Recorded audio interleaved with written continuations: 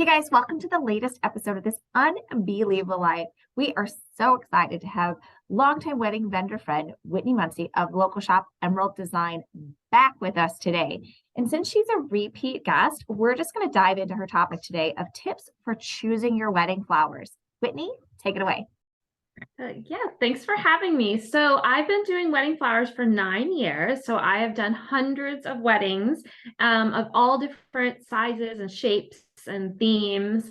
And so the biggest tip I have for couples who are looking for the wedding flowers is to be flexible, because you are working with a live product. So sometimes things are not available. Like, if I have people who come for me and to the meeting and say like, oh, I really want peonies. And I'm like, well, it's September. And so, that's something that we have in May and June.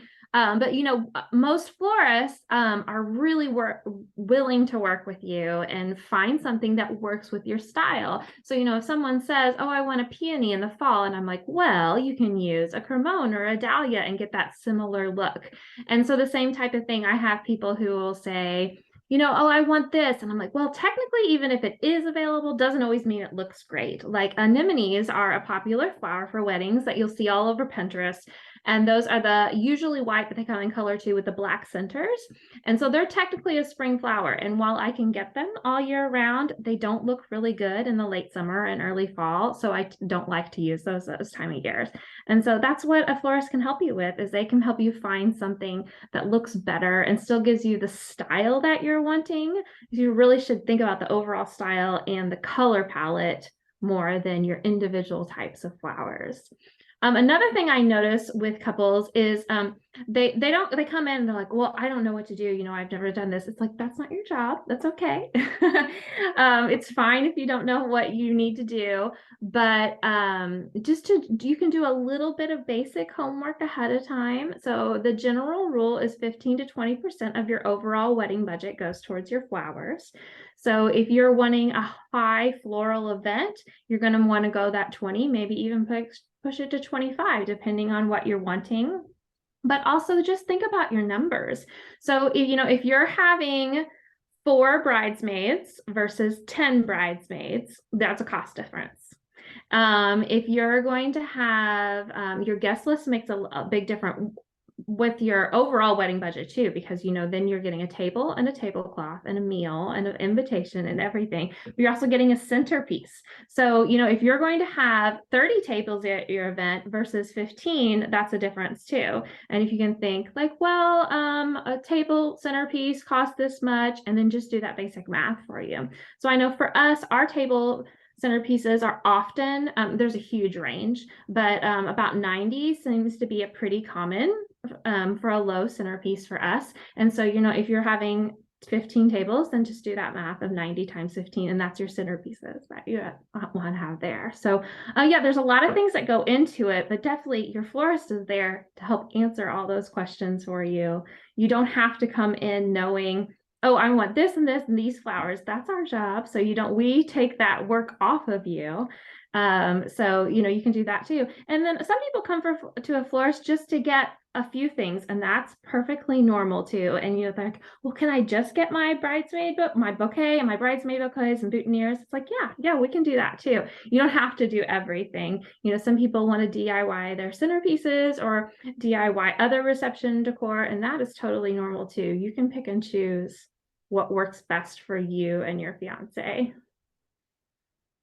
So over the years, and especially through the magazine and us working together, I've seen just a lot of different, essentially, flowers at weddings. So you would have your bouquet, you would have boutonnieres, but give us a good rundown of other standard places and maybe some non-traditional places that people put flowers. Yeah, so we usually break ours into personal, ceremony, and reception flowers. Your personal flowers are the things that you're going to carry or wear. So that's a bridal bouquet, bridesmaid bouquets, corsages. Most of the time, moms will wear a wrist corsage. Sometimes they'll carry a bouquet, sometimes do a pen corsage.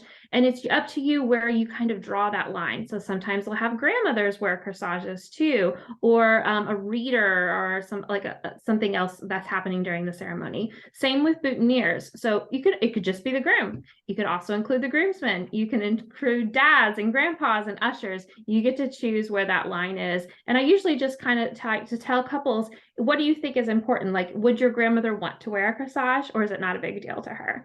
So, and then for flower girls, we do lots of different things. So, I have made headbands. I've made flower crowns.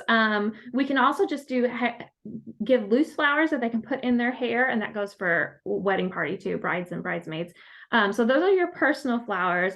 Then at a ceremony, we do more and more outdoor weddings. I would say like 9 years ago, I did more ceremonies in churches, but now we're doing so many outdoor weddings, or more people are choosing to have their ceremony and reception all in one venue.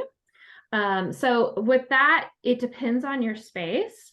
If we are doing something in a church, a lot of times we'll do something on the altar or in front of the altar. I usually like to steer couples towards having something on either side of them instead of in the middle, because if it's in the middle, you're going to be standing in front of it during the ceremony anyway.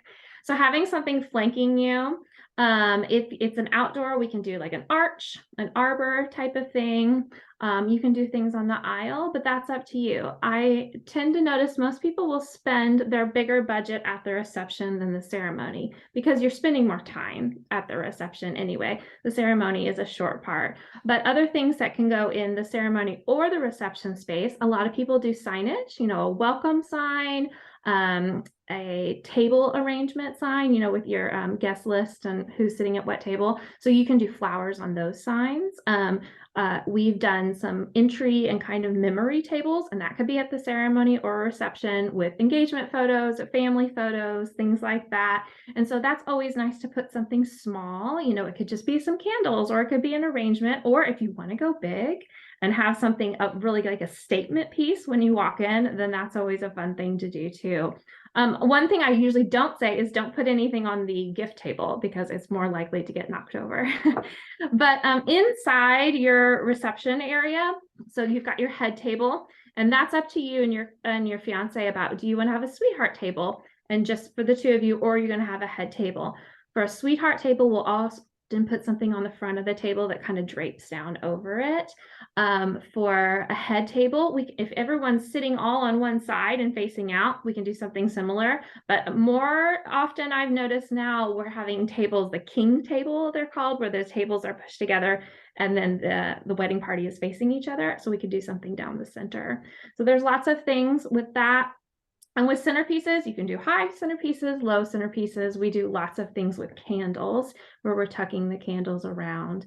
But it kind of depends on your venue. There's some venues that are just really beautiful and they don't need a whole lot because they're beautiful on your own. And really the flowers should enhance the wedding and not overwhelm it.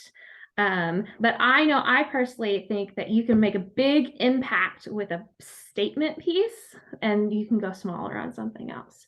So, if you want to walk in and if you have the sweetheart table that's right when people walk in, we can do something on the floor and do something around you in a statement. And then we can do something smaller on the tables. And I think that just makes a really big impact for people when they're choosing where to put different things. Also, just a couple like random thoughts on the matter. Corsages for the people at your cake table is another great one, because a lot of times they're special aunts or family members, and you want them to feel included too. So don't forget about those people at your cake table. And then two, you can always add flowers to your cake as well. So that's something, that can be ordered through someone like Whitney and delivered to the cake person ahead of time, that they will assemble all of that on site. So there's so much you can do with your flowers at your wedding.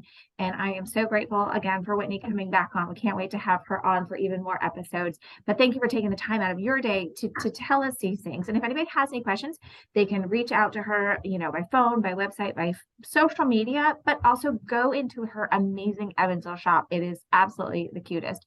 And they have so many things that you can check out there. So Whitney, thank you again so much. And I appreciate everybody listening to this latest episode of this Unbelievable Life. I wish you all a blessed and fabulous rest of the day.